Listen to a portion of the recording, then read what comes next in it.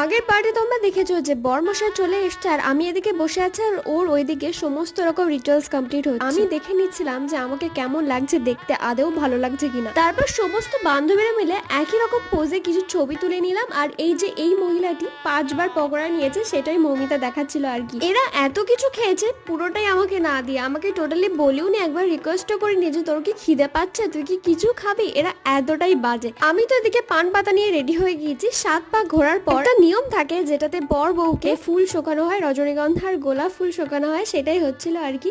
আর তারপর মালা বদল। এই যে এত ভারী ভারী গোলাপ ফুল আমার গলায় আগের থেকে চাপিয়ে দেওয়া হয়েছিল সেটাই আর কি আমি চাকিয়ে তুলে ওর গলায় পরাচ্ছিলাম। চাকিয়ে তুলে তার বলার একটা কারণ আছে। এই যে রজনীগন্ধার গোলাপ ফুলের মালাটা তোমরা দেখতে পাচ্ছ, এটা যে কি পরিমাণ ভারী ছিল, যার গলায় ছিল সেই বুঝতে পারবে। আমার ওয়েটের প্রায় 10 গুণ ভারী ছিল, আর সেই জন্য ওই ভারী মালাটা অনেক কষ্টের গলাতে পরাতে হচ্ছিল, কিন্তু ওর মালাটা ছিল ভীষণই হালকা।